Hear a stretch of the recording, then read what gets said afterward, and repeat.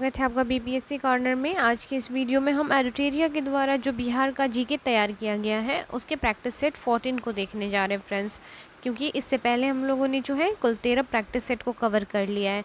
और एक बात फ्रेंड्स कि जो भी स्टूडेंट 7th फेज़ का एग्ज़ाम देने जा रहे हैं उसके लिए अभी ज्ञान पब्लिकेशन का जो है आपका प्रैक्टिस सेट चलाया जा रहा है मेरे चैनल पर। प्लीज़ आप जाने से पहले आप उस प्रैक्टिस सेट को भी सॉल्व करते हुए जाइए, ताकि उससे जो है आपको काफ़ी हेल्प मिलेगी। तो बिना देरी किए हुए शुरू करते हैं आज का इम्पॉर्टेंट वीडियो और देखते हैं आज के महत्वपूर्ण सवालों को। आज का पहला सवाल है, बिहार में स्थित कौन सा महाजनपद 8 राज्यों का एक संघ था? तो कौन था ये? तो ये हो जाएगा वज्जी जो संघ था, यह 8 राज्यों का एक संघ था। तो ऑप्शन जो हो जाएगा बी इसका राइट आंसर हो जाएगा। नेक्स्ट देख लीजिए अगले सवाल को, मेघास्तनी चंद्रगुप्त मौर्य के दरबार में कब आया था?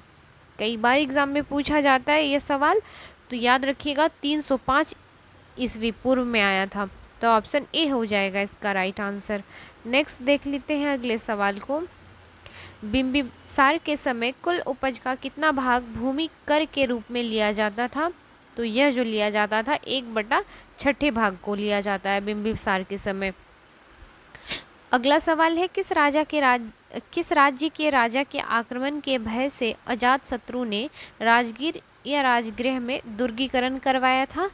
तो यह जो था अवंती के राजा के आक्रमण के भय से, जो कि मालवा में है। तो ऑप्शन ए इसका राइट आंसर हो जाएगा। नेक्स्ट देख लेते हैं हम अगले सवाल को, मगध साम्राज्य में कलिंग का विलय सर्वप्रथम किस शासक ने किया? तो यह जो किया गया था महापद्मनंद ने किया था कलिंग का विलय। अगला सवाल है, चीनी बौद्ध यात्री फाहियान कितने समय तक पाटलिपुत्र में रहा? तो यह जो रहे थे पाटलिपुत्र में कुल 3 वर्ष तक रहे थे, और इन्होंने जो है नालंदा विश्वविद्यालय में पढ़ाई भी की थी। तो ऑप्शन ए इसका राइट आंसर हो जाएगा। नेक्स्ट देख लेते हैं अगले सवाल को, तिरहुत क्षेत्र में फिरोज तुगलक ने किस वंश का शासन आरंभ करवाया था? तो यह करवाए थे वैनार वंश का आरंभ। तो ऑप्शन जो सी हो जाएगा इसका राइट आंसर हो जाएगा।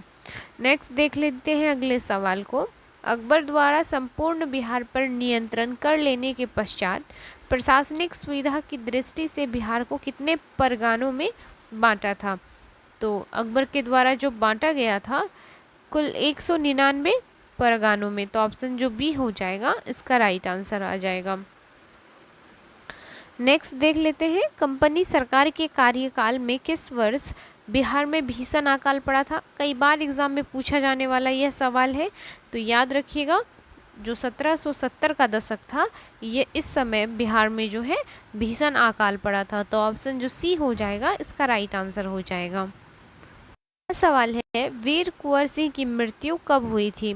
तो इनकी मृत्यु जो हुई थी यह हुई थी 26 अप्रैल 1858 ईस्वी को।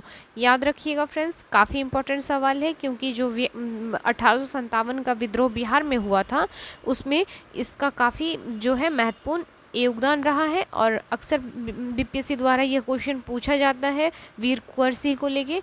तो याद रखिएगा इसकी मृत्यु जो है 1857 की क्रांति के दौरान 26 अप्रैल 1858 को हुई थी। नेक्स्ट देख लेते हैं हम, बिरसा मुंडा के गुरु कौन थे? तो इनके जो गुरु थे यह आनंद पांडे थे। ऑप्शन बी हो जाएगा। और मुंडा विद्रोह से ये जो है मुंडा विद्रोह का नेतृत्व किए थे बिरसा मुंडा। तो ऑप्शन जो बी हो जाएगा इसका राइट आंसर हो जाएगा। नेक्स्ट देख लेते हैं हम अगले सवाल को, पटना में रामकृष्ण सोसाइटी की स्थापना किसने की थी?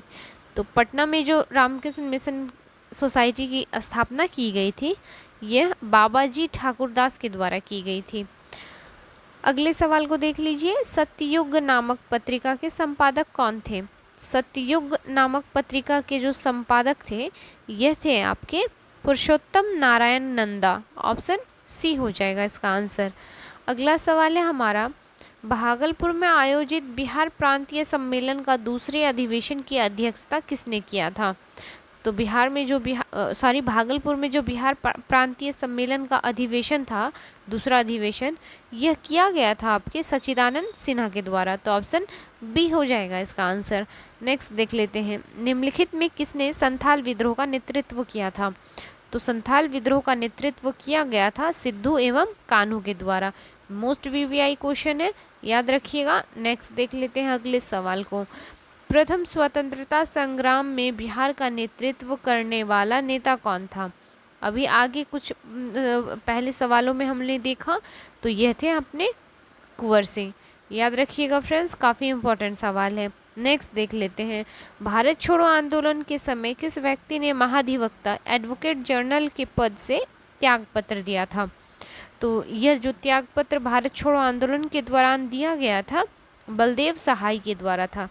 कई बार एग्जाम में पूछा जा चुका है, तो याद रख सकते हैं। नेक्स्ट देख लेते हैं हम अगले सवाल को। बिहार में फॉरवर्ड ब्लॉक के नेता कौन थे? तो फॉरवर्ड ब्लॉक के नेता जो थे, यह बनाए गए थे सीलभद्र याची को। तो ऑप्शन ए हो जाएगा इसका आंसर। नेक्स्ट देख लेते हैं। जॉर्ज पंचम के शाही दरबार में बिहार को बंगाल से अलग करने की घोषणा कब की गई थी? तो यह घोषणा 12 दिसंबर 1911 ईस्वी में की गई थी। अगला सवाल है, बिहार के किस उपराज्यपाल को महेश नारायण ने 1894 में बिहार को बंगाल से अलग करने का ज्ञापन दिया था? तो यह दिया गया था जॉन मार्शल के द्वारा। तो ऑप्शन जो सी हो जाएगा इसका राइट आंसर हो जाएगा। नेक्स्ट है, बिहार के किस जिले में होम रूल का प्रचार नहीं हुआ था? तो यह नहीं हुआ था चंपारण में। होम रूल लीग का जो आंदोलन का प्रचार है, यह चंपारण में नहीं किया गया था। तो ऑप्शन ए इसका राइट आंसर हो जाएगा। नेक्स्ट देख लेते हैं अगले सवाल को। 1857 में चंपारण के विद्रोहियों ने किस अंग्रेज अधिकारी की हत्या की थी? तो यह जो अधिकारी थे मेजर होम्स की हत्या कर दी गई थी चंपारण में। नेक्स्ट देख लेते हैं। पटना विश्वविद्यालय की स्थापना किस वर्ष हुई थी? वीवीआई क्वेश्चन है, तो याद रखिएगा 1917 ईस्वी में पटना विश्वविद्यालय की जो है स्थापना की गई थी। नेक्स्ट देख लेते हैं। लोटा विद्रोह किस जिले में हुआ था? कई बार एग्जाम में पूछा जा चुका है। तो यह जो है लोटा विद्रोह मुजफ्फरपुर से संबंध रखता है। अगला सवाल है, अंग महाजनपद की राजधानी थी? तो यह थी चंपा। नेक्स्ट, पंत वन्यजीव अभयारण्य स्थित है? तो यह स्थित है आपके नालंदा में। कई बार एग्जाम में पूछा जा चुका है नालंदा में कौन सा वन्यजीव अभयारण्य स्थित है? तो याद रखिएगा यह है पंत। नेक्स्ट देख लेते हैं। बिहार में लाल बलुई मिट्टी का सर्वाधिक विस्तार किस भाग में पाया जाता है? तो यह जो क्षेत्र है आपका कैमूर के पठारी भाग में लाल बलुई मिट्टी का सर्वाधिक विस्तार है, कैमूर के पठारी भाग में। तो ऑप्शन जो ए हो जाएगा इसका राइट आंसर हो जाएगा। नेक्स्ट देख लेते हैं। निम्नलिखित में कौन सा अधिकार राज्यपाल को प्राप्त है? वित्त संबंधी, न्याय संबंधी, कार्यपालिका संबंधी या उपयुक्त में से एक से अधिक? तो आपको पता होगा फ्रेंड्स, जो राज्यपाल को अधिकार प्राप्त है इन सभी अधिकारों से वह जो है परिपूर्ण है। तो ऑप्शन जो डी हो जाएगा इसका राइट आंसर हो जाएगा। नेक्स्ट देख लेते हैं अगले सवाल को। संविधान के किस अनुच्छेद के तहत राज्यपाल किसी विधेयक को राष्ट्रपति हेतु आरक्षित रख सकते हैं? तो यह जो आरक्षित रख सकते हैं किसी भी विधेयक को, यह हो जाएगा आपका अनुच्छेद 201 के तहत रख सकते हैं। नेक्स्ट है, निम्नलिखित में कौन सी मिट्टी दक्षिण बिहार में पाई जाती है? तो यह मिट्टी है आपकी उपयुक्त में से एक से अधिक इसका आंसर हो जाएगा, क्योंकि दक्षिण बिहार में टाल मिट्टी, पुरानी जलोढ़ मिट्टी और केवाल मिट्टी, ये तीनों ही मिट्टियाँ पाई जाती हैं। वीवीआई क्वेश्चन है फ्रेंड्स, याद रखिएगा। नेक्स्ट देख लेते हैं अगले सवाल को। बिहार में मुख्यतः कितने प्रकार की ऋतुएं पाई जाती हैं? तो नो डाउट बिहार में कुल 3 ऋतुएं मुख्यतः पाई जाती हैं। नेक्स्ट देख लेते हैं। बिहार में ग्रीष्म ऋतु की अवधि है।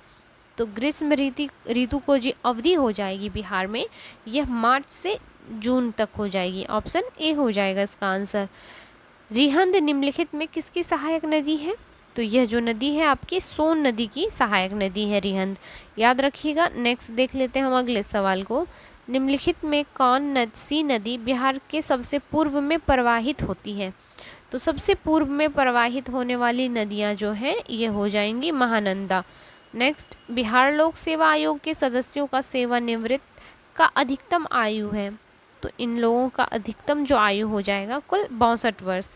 नेक्स्ट सवाल है हमारा, राज्य की सबसे छोटी प्रशासनिक इकाई है? तो सबसे छोटी प्रशासनिक इकाई ग्राम पंचायत हो जाएगी। अगला सवाल है, किसके अनुमति के बिना विधानसभा में धन विधेयक प्रस्तुत नहीं किया जा सकता है? तो ये जो हो जाएंगे, राज्यपाल के बिना अनुमति के जो है विधानसभा में धन विधेयक को आप प्रस्तुत नहीं कर सकते हैं। तो ऑप्शन ए हो जाएगा इसका आंसर। नेक्स्ट देख लेते हैं अगले सवाल को। बिहार विधानसभा में अनुसूचित जाति हेतु आरक्षित सीटों की कुल संख्या कितनी है? तो यह जो है कुल 38 सीटों को आरक्षित रखा गया है अनुसूचित जाति के लिए। नेक्स्ट देख लेते हैं, विधान परिषद के संबंध में कौन सा कथन असत्य है? तो जो असत्य कथन है, ऑप्शन हो जाएगा आपका डी, क्योंकि जो है इसके सदस्य 2 वर्ष के लिए चुने जाते हैं और इस सदन में राज्यपाल द्वारा 1/3 सदस्यों को मनोनीत किया जाता है। ये दोनों कथन असत्य है, जबकि यह एक अस्थाई सदन है, यह कथन जो है सत्य है। नेक्स्ट देख लेते हैं हम अगले सवाल को।